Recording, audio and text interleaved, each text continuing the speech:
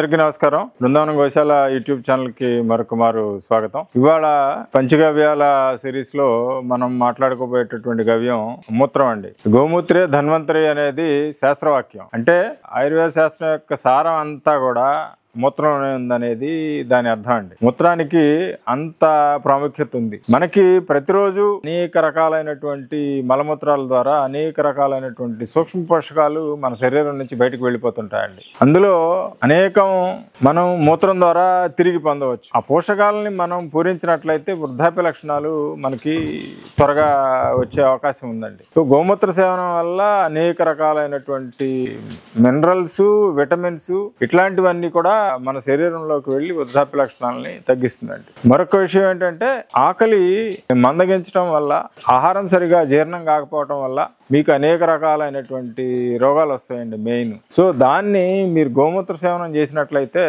మంచి ఆకలి బాగా జీర్ణమయ్యేటట్లు చేసి మీ ఆరోగ్యాన్ని కాపాడుతుందండి. అలాగే మనం ఈ రోజుల్లో తినేటటువంటి కెమికల్స్ తో కూడిన ఆహారం, జంక్ ఫుడ్ తినడం వల్ల, అలాగే అనేక రకాలైన రోగాలకి వాడే మందుల వల్ల శరీరంలో టాక్సిక్ నిల్వలు పెరిగిపోతున్నాయి. మన శరీరం అంతా విషాలతోటి నిండిపోతుంది. దీన్ని బయటికి పంపించడానికి గోమూత్ర సేవనం అనేది అత్యంత అద్భుతమైనటువంటి మందండి. అలాగే గోమూత్రంతో వైద్యం అనేది అనేక వందల సంవత్సరాల నుంచి మన పూర్వీకులు చేస్తున్నారండి. అన్ని శరీర భాగాలకి కూడా గోమూత్రంతో వైద్యం చేయొచ్చు. అత్యంత ప్రాచీన కాలం నుంచి కూడా మన ఊపిరితిత్తులకి, కాలేయానికి, గుండెకి, అన్ని అవయవాలకు కూడా గోమూత్రంతో వైద్యం చేయొచ్చండి. అలాగే గోమూత్రం వాడడం వల్ల వైద్య రంగంలో ఎటువంటి సైడ్ ఎఫెక్ట్స్ మీకు ఉండవండి. ఇతరత్ర మామూలు మీరు కెమికల్ టాబ్లెట్లు అవి వాడినప్పుడు, అల్లోపతికి మందులు వాడినప్పుడు ప్రతిదానికి ఏదో ఒక మీకు సైడ్ ఎఫెక్ట్ ఉంటుంది మీ శరీరానికి. కానీ గోమూత్ర సేవనం వల్ల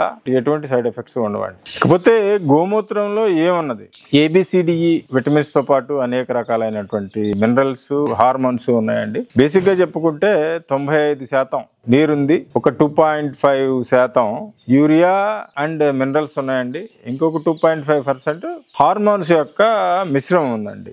ఇది గోమూత్రంలో ఉందండి.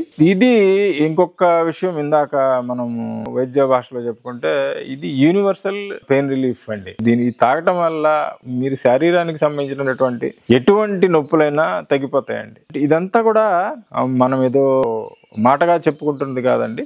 గో విజ్ఞాన అనుసంధాన కేంద్రం నాగపూర్ వారు, అలాగే జైన్ కవ్యూరిన్ సంబంధించి కవ్యూరిన్ థెరపీ హాస్పిటల్ ఇండోర్ లో ఉందండి. వీరిరువురు కూడా దీని మీద, యూరిన్ మీద, ఏ అవయవాల మీద ఎట్లా పనిచేస్తుంది, ఇది విశిష్టమైనటువంటి పరిశోధన చేసి కొన్ని లక్షల మంది పేషెంట్స్ కి ట్రీట్మెంట్ ఇస్తున్నారండి. అలాగే కవ్యూరిన్ మీద వారు పేటెంట్స్ పొంది ఉన్నారండి, US పేటెంట్స్. మీరు గోవిజ్ఞాన అనుసంధాన కేంద్రం యొక్క వెబ్సైట్ ని పరిశీలించినప్పుడు మీరు అక్కడ అందులో పేటెంట్ నంబర్లతో సహా ఉండడం మీరు గమనించవచ్చు అండి. అలాగే జైన్ కవ్యూరిన్ థెరపీ వారు, గోవిజ్ఞాన అనుసంధాన కేంద్రం వారు ఇంచుమించుగా గోమూత్రంతో 200 రకాలైనటువంటి రోగాలకి వారు చికిత్స అందిస్తున్నారండి. ఈ చికిత్స అత్యంత తక్కువ ధరతో జరిగిపోయేది. ఇవాళ అలోపతి వైద్యంలో హాస్పిటల్స్ చేస్తున్నటువంటి ఛార్జెస్ తో పోలిస్తే చాలా తక్కువ ధరకి జరుగుతుంది. అలాగే సైడ్ ఎఫెక్ట్స్, దుష్పరిణామాలు ఏమీ లేనటువంటి చికిత్స అండి. అలాగే మీరు ఏదైనా గోమూత్రంలో ఒక వస్తువును వేసినప్పుడు, ఉదాహరణకి కరక్కాయ, పసుపు, ఔషధాలు దీనిలో నానబెట్టడం వల్ల దాంట్లో ఉన్నటువంటి విషం పోయి అవి శక్తివంతంగా తయారయ్యేటటువంటి అవకాశం ఉందండి. ఇప్పుడు ఆయుర్వేద శాస్త్రంలో అన్ని కూడా గోమూత్రంలో నానబెడతారండి. ఏదైనా కరక్కాయలు కానీ, పసుపు కానీ, ఇట్లాంటివన్నీ మందులు కూడా నానబెట్టడం వల్ల వాటి శక్తి ఎన్నో రెట్లు పెరుగుతుందండి. ఇకపోతే గోవు దగ్గర ఉన్నవారు, గోశాల ఉన్నవారు, గోవు ఇంట్లో ఉన్నవారు ఆ గోమూత్రం సేవనం చేయవచ్చు. కానీ ఇప్పుడు లేని వారి పరిస్థితి ఏంటి? ఆవు దగ్గర లేని వారికి ఆర్క్ అనేది తయారు చేస్తారండి గోమూత్రం నుంచి. గోమూత్రం నుంచి బేసిక్ గా చెప్పాలంటే డిస్టిలేషన్ ప్రాసెస్ జరుగుతుంది. అందులో నీటిని అంతా తగ్గించి ఇందులో గోమూత్రం పోస్తామండి. గోమూత్రం పోసిన తర్వాత దీంట్లో ఇది ఇలా పెట్టి ఇక్కడ సీల్ చేసేస్తాం మట్టితోటి. పైన ఇంకొక కొండ పెడతామండి. అది దేనికంటే ఈ ఆవిరంతా కూడా ఇందులోకి వచ్చి, ఆవిరైనది ఇందులో నుంచి బొట్టు బొట్టుగా బయటకు వస్తుందండి. మనం ఈ మధ్యనే ఆర్క్ చేస్తున్నాం అండి. అనూహ్యమైనటువంటి డిమాండ్ అండి. మనకి ఇంచుమించుగా ఎలా చెప్పాలంటే ఇంకో 10 రోజులు చేయబోయేదానికి ముందే ఆర్డర్లు మన దగ్గర ఉంటున్నాయండి. సో ఆర్క్ తయారు చేయడానికి మట్టి పాత్రలే ఉత్తమం అండి. మట్టి పాత్రలే ఉత్తమం.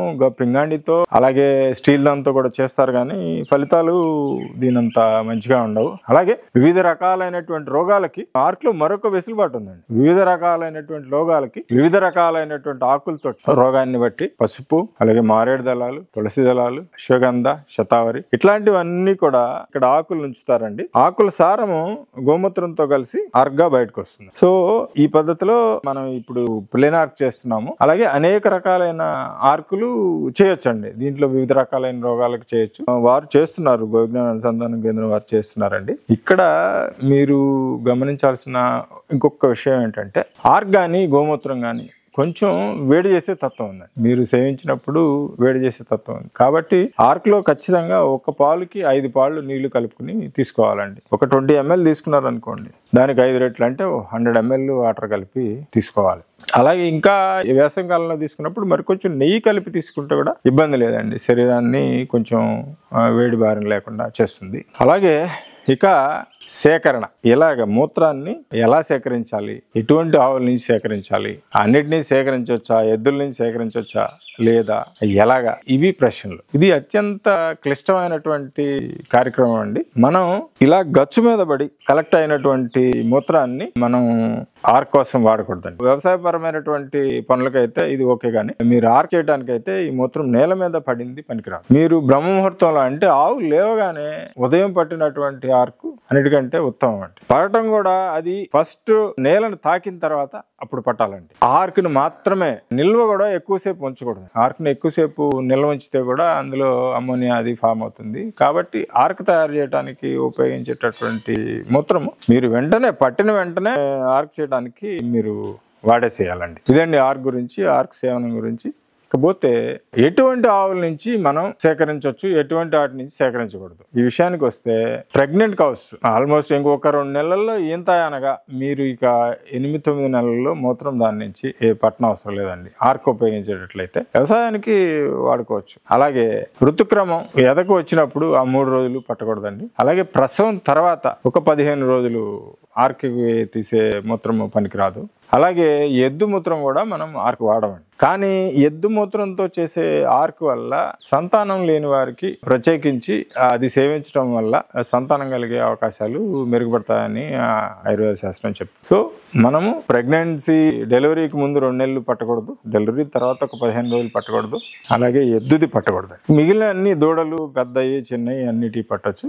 బ్రహ్మముహూర్తంలో పట్టిన ఉదయం పట్టిన మూత్రం మంచిదండి. తర్వాత అయినా మీకు అవకాశం ఉన్నప్పుడు పట్టవచ్చును. కానీ ఇది చాలా లెబోరియస్ ప్రాసెస్. కానీ మీరు ఖచ్చితమైన ఫలితాలు కావాలి అంటే మీరు ఇలా పట్టి ఈ సందర్భంలో ఈ సమయంలో పట్టి ఇలాంటి ఆవుల నుంచి పట్టింది మాత్రమే మనం ఆర్క్కు ఉపయోగించాలంట. ఇంకా ఈ వైద్యపరమైనటువంటి ఉపయోగాలే కాకుండా గోమూత్రం వల్ల వ్యవసాయపరంగా ఎన్నో రకాలైన ఉపయోగాలు ఉన్నాయండి. ఇది నైట్రోజన్ ని ఫిక్స్ చేస్తుంది.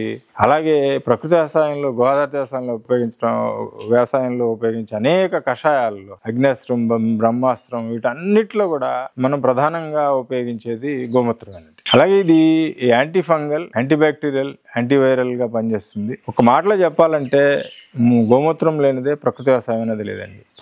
ప్రతి దాంట్లోనూ ఘనజీవామృతం చేయటంలో, ద్రవజీవామృతం చేయటంలో, కషాయాల్లో ప్రతి దాంట్లోనూ గోమూత్రం, దేశీయ ఆవు యొక్క మూత్రం ఖచ్చితంగా తప్పనిసరిగా వాడాలి.